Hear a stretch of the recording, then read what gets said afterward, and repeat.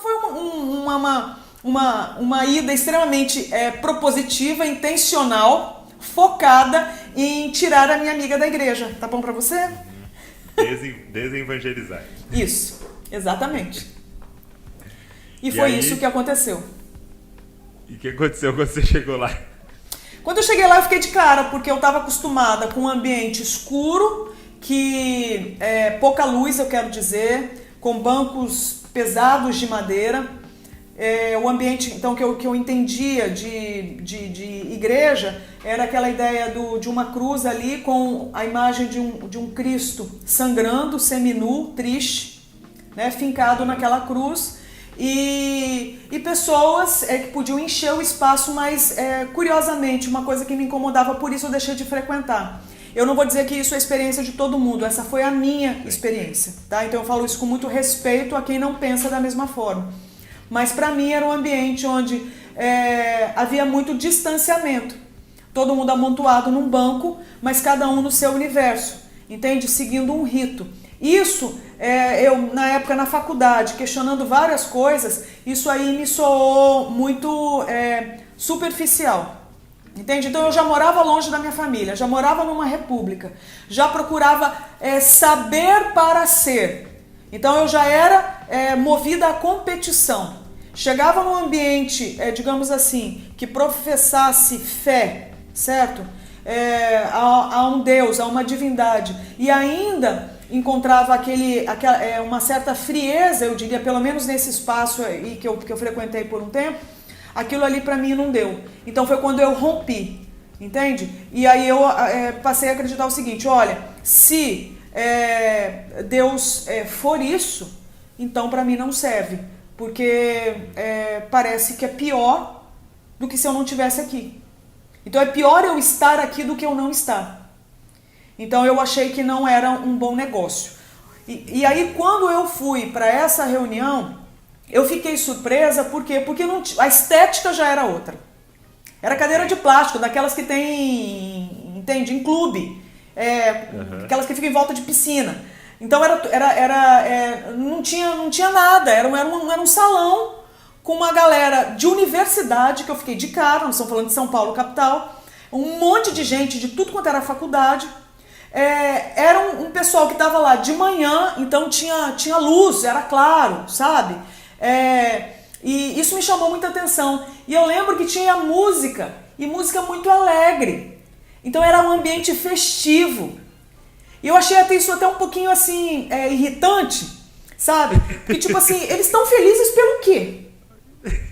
Eles estão celebrando o quê, gente? Então assim, eu não entendi nada. E aí aquele monte de musiquinha alegre, aquele pessoal batendo mão, sabe, batendo palma, e parece que estava celebrando, e eu de cara com aquilo ali, já tive que acordar cedo, num domingo de manhã, fui lá para salvar a minha amiga, eu não queria pensar em nada, e tive que pensar para salvar a amiga.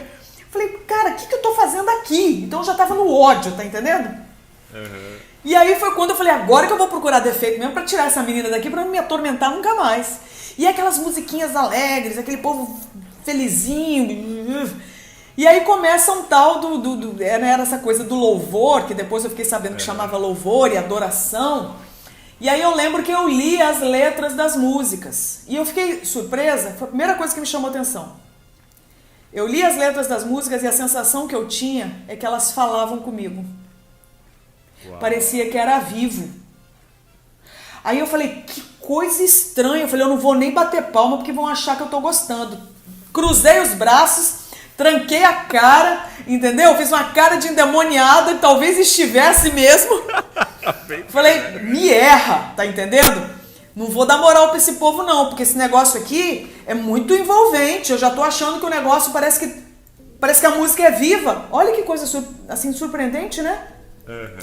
E aí até que assim, o ápice foi quando um ser humano chamado pastor, né, subiu, veio à frente, não é nem subiu porque era tudo uma coisa, um plano só, mas veio à frente e foi trazer a tal da palavra. Quando eu ouvi esse título pastor, me deu calafrio, porque para mim era o sinônimo de desonestidade, certo? Então, assim, quando eu vi que ia ser um pastor, tinha um pastor diante de mim, eu falei, onde é que eu vim parar? Eu tô assim, acho que no meio de uma quadrilha, né? Eu tô assim no centro do crime organizado, no olho do furacão. Porque pra mim aquilo ali dava calafrio. Pra mim era o cúmulo do retrocesso.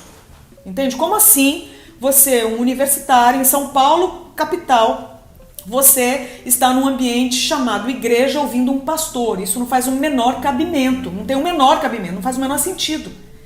E aí até que ele começou a falar e eu lembro perfeitamente. O título do sermão dele era O Significado da Cruz de Jesus para você hoje. Douglas, eu comecei a digitar no meu cérebro, porque até então, na faculdade, eu trabalhava como assistente de pesquisa de um professor, então o meu trabalho era procurar erro de lógica. Olha só. Aí na hora eu pensei, cara, vai ser mamata, porque esse homem vai começar a falar, vai falar um monte de atrocidade, de abobrinha, com certeza. Então, assim, já era pra ele. Daí você tem uma ideia do narcisismo, da arrogância, da prepotência, do orgulho, né? Pois bem, esse homem começou a falar e só teve um detalhe. Ele citava o único livro que eu tinha tentado ler e não tinha conseguido entender nada, que era a Bíblia. Deus. Resultado, eu me senti desautorizada. Entende? E na hora que ele começou a falar, ele citava, por exemplo, um versículo. Tipo assim, porque Deus amou o mundo que, enfim, entregou o seu filho e tal. Citava ali o texto. Na hora, eu pensava, mas como assim Deus me amou? Ele não me conhecia? Eu só pensava. Aí ele respondia, porque o texto tal diz que Deus te conhece desde o ventre da sua mãe. Deus. Aí na hora, aí eu ouvi aquilo, aí eu digitando no meu cérebro.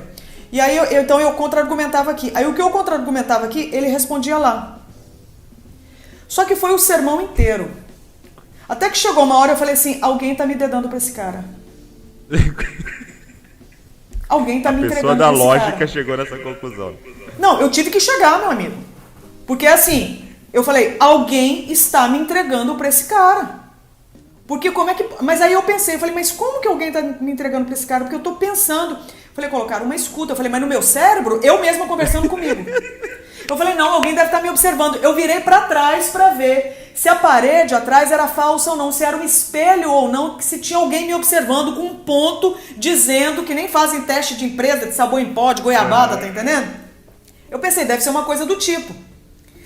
Eu olhei pra trás, era uma parede de tijolo. Eu falei assim, alguém tá me entregando pra esse cara. Aí eu fiquei intrigada, eu falei, mas quem? Porque não tem ninguém. Eu falei, alguém que não é coincidência. Como é que você faz um sermão inteiro, no mínimo, era ali, acho que era no mínimo uns 45, 50 minutos, de alguém dizendo pro cara o que eu tava pensando. Cara, não dá, né? Então, assim, a minha racionalidade parece que chegou num limite. E aí foi quando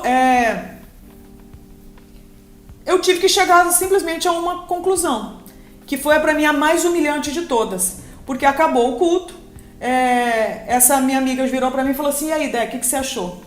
Aí a maior humilhação para mim foi essa, ter que dizer para ela o seguinte, eu não tenho opinião formada.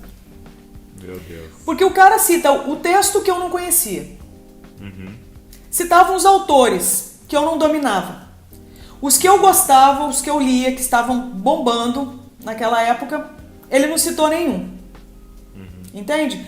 Então, assim, tudo que eu posso fazer é ouvir o discurso dele e procurar algum erro de lógica. Dentro da premissa que ele estabeleceu, o negócio é todo articulado, todo redondinho, todo amarradinho, todo coerente. Então, eu não tenho como dizer, olha, por isso. Então, eu saí dali intrigadíssima. Até que, aí você sabe, né? Vaso ruim... Deus tem que pegar pesado mesmo, porque o vaso é ruim. Essa foi a hora, meu amigo, que a minha amiga saiu para trocar ideia. Eu fiquei sentada ali. Eis que eu, ser racional que sou, inclusive até hoje, chega uma pessoa atrás de mim, eu sentada sozinha, a galera trocando ideia, eu sentada ali pensando em tudo isso o fato humilhante de eu não ter opinião formada a respeito de tudo que eu ouvi, chega uma pessoa aqui do meu lado e cochicha assim no meu ouvido: Andréia, eu só inclinei para trás e falei, a pessoa fala assim, essa é a primeira e a última vez que você vai ouvir essa mensagem, não desperdiça. Meu Deus. Eu olhei para trás, não tinha ninguém. Não tinha ninguém? Não. E me chamou pelo nome. Foi a hora que eu tive uma conclusão. Maravilha, agora eu ouço vozes. Então é o quadro, assim, fechou o quadro de esquizofrenia. Um surto, né? Eu estou em surto. E o orgulho não permitia que eu falasse isso pra ninguém. Então, tipo assim, fecha a boca, porque agora você tá à beira da loucura. Entende? Você tem uma imagem a zelar. Resultado. Como é que você vai pra casa com essa? Porque eu ouvi uma voz que me chamou pelo nome e falou pra eu não desperdiçar a mensagem, porque ia ser a última vez que eu ia ouvir. Meu Deus. Tá bom pra você, meu amigo? Foi assim. Então, o que me restou? Ela virou pra mim e falou assim, olha, vai ter um acampamento daqui 3 dias. Vamos. Eu tava louca pra ir, mas não ia dar o braço a torcer. Eu falei, não posso, porque eu tenho que estudar. Eu dei uma desculpa. Ela falou assim, não, já te inscrevi. Eu falei, tá bom, vai. Eu tava louca pra ir, mas o orgulho não deixava eu reconhecer. Fui, e lá foi pregado, depois de um dia inteiro, né, de atividade, a galera curtindo, jogando vôlei, tomando sol e conversando. E eu fui pra observar todo mundo e vi que era todo mundo gente comum como eu. E teve um culto no final do dia, a mulher do pastor pregou sobre a mulher samaritana. Eu entendi que ela queria que eu me identificasse com aquela mulher na beira do poço, precisando de Jesus. Eu entendi o plano dela. Mas eu não conseguia acreditar em nada. Eu vi que o povo levantava a mão e chorava cantando para Deus. Eu até apertava o olho para ver se saiu uma lágrima, para eu sentir alguma coisa. Eu não sentia nada. Até que eu cheguei a uma conclusão. Falei, cara, tudo que eu quero é sair desse lugar, voltar para São Paulo, tocar minha vida. Aí eu lembrei da voz. E aí foi quando eu perguntei, bom, se não quero por quê? Aí foi quando acabou o culto, chamei minha amiga e falei, tira umas dúvidas. Aí bombardeei a menina de um monte de pergunta. Ela cansou, falou, vai lá e fala com o pastor. Eu falei, o quê? Falar com o pastor? Deus que me livre. Se é que ele existe, que ele me livre. Ela me apresentou pro pastor e eu prometi uma coisa pra mim, Douglas. Falei, eu não vou abrir nada da minha vida pra esse cara. Mas eu não sei o que aconteceu, meu amigo. Minha boca criou vida própria e ela começou a falar feito uma louca. Quando eu vi a desgramada da minha boca, me entregou. E falou pro homem o seguinte, falei, pastor, a sensação que eu tenho é que eu tenho que nascer de novo, que parece que eu não sei nada.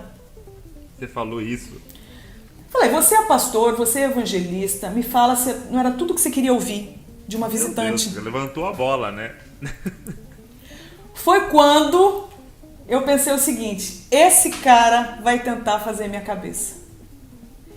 E se ele tentar, é tudo que eu preciso para nunca mais pisar nesse lugar, nem dar atenção para esse discurso. Aí quando eu vi que ele ficou interessado pelo que eu disse, e eu fiquei desesperada, porque parece que foi de uma honestidade, parece que eu me despi. Meu coração parece que se despiu diante, e eu não queria nem fazer isso. Foi quando... Aí eu tentei manipular o cara, né? Foi quando eu falei assim, exatamente a sensação que eu tenho, e eu continuei falando a verdade, mas aí eu já queria que ele caísse na armadilha, né? A sensação que eu tenho é que eu tenho que começar do zero, porque parece que eu não sei nada. Aí ele virou e falou, é mesmo? Eu falei, pastor, e eu esperando que ele tentasse me convencer de alguma coisa. Ele virou pra mim e falou, amém. Eu falei, amém? Saiu e me deixou. Resultado, Douglas, o que funcionou comigo foi não me evangelizar. Exato. Voltei. Não te convidar deu certo, não te evangelizar deu certo. Voltei, sentei e falei, cara, eu preciso de uma razão pra nunca mais voltar aqui. Aí foi quando a mulher dele, que não sabia de nada, passou na minha frente, voltou, olhou pra mim e falou assim, André, seu nome, né? Eu falei assim, é. Ela falou assim, olha só, Jesus Cristo é Deus, tá? E morreu por você no Calvário. Saiu. Nessa hora, eu, a sóbria, que nunca chapou na vida, careta até não poder mais, entendeu? Nessa hora, essa que vos fala, tive um insight, uma visão, o nome que você quiser dar, tá? Porque é como se tivesse aberto um painel na minha frente, uma cena. E a cena era a seguinte, era um trono de ouro maciço, cheio de pedra preciosa. E na hora que eu bati o olho, em segundos abriu na minha frente, eu acho que foi em segundos, eu não sei. Eu vi, assim, na minha frente, um trono de ouro maciço, cheio de pedra preciosa. Na hora que eu bati o olho, eu sou filha e neta de professor de história, sabe? Então tudo que eu vi na minha vida foi coisa de museu. Na hora que eu bati o olho naquela cena, eu falei assim, isso aí é coisa de rei, é trono de rei. Isso eu sei, é uma peça de realeza. E quando eu olhei de novo, tinha uma pessoa em pé do lado. Quando eu bati o olho, eu falei, é Jesus. Como é que eu sabia que era Jesus? Porque quando eu era criança, minha avó me deu uma Bíblia ilustrada, uma Bíblia para criança. E aquele Jesus que estava lá era aquele que estava do lado do trono. Então eu bati o olho e falei assim, é Jesus. Aí na hora eu entendi, eu falei, esse trono é de Jesus. Nossa, como eu sou esperta. Aí eu perguntei, por que ele não senta se o trono é dele? Quando eu olhei de novo no trono, tinha uma pessoa sentada. Quando eu olhei, era eu. Eu senti tanta vergonha, eu acho que eu nunca senti tanta vergonha na minha vida de ser quem eu era. Meu Deus. A sensação que eu tive é que meu coração dobrou de vergonha diante do rei. Aí minha amiga perguntou se eu queria aceitar Jesus como Senhor e Salvador, que era como falava ali na igreja. Só que ela caiu na besteira de falar assim, então você vai orar comigo e você só vai repetir a oração se você entender e concordar. Pra quê? Porque virou quase um seminário, né? Porque toda hora, na hora de orar, eu parava assim, mas por quê? Ela tinha que abrir a Bíblia e me explicar. Era quase uma palestra. Entendeu? Mas finalmente eu entreguei o meu coração morto para Cristo e Ele me deu um coração novo. Eu entendo que isso aconteceu naquele dia. Foi quando eu acabei de orar e eu virei pra ela e falei assim, Carol, na verdade ela falou comigo, ela falou assim, Dé, tem festa no céu. Eu falei, festa no céu? Como assim? Imagina, festa no céu, quem vai entender isso? Aí eu falei, festa no céu? Como assim? Fiquei imaginando uma festa no céu. Aí ela falou, a Bíblia fala que quando um pecador se arrepende, tem festa no céu. Eu falei, sério? Por quê? Porque o seu nome está escrito no livro da vida. Eu falei, que livro? Onde que meu nome foi parar que eu não estou sabendo? Aí ela tinha que abrir a Bíblia e me mostrar. Eu falei, mas que livro que é esse? Ela falou assim, Dé, quando você morrer, você vai para o céu, você não vai para o inferno. Eu falei, eu vou para o céu? Ela falou, vai, você não vai para o inferno. Eu falei, mas eu não fiz nada. Ela falou assim, mas você não precisa fazer, porque isso é graça de Deus, foi Cristo que fez por você. Eu falei, você tá brincando, Carol? Ela falou assim, Eu falei, é só isso, é só crer em Jesus e a gente vai para o céu? Ela falou assim, Eu falei, Carol, nós temos que contar para todo mundo, porque o pessoal da faculdade não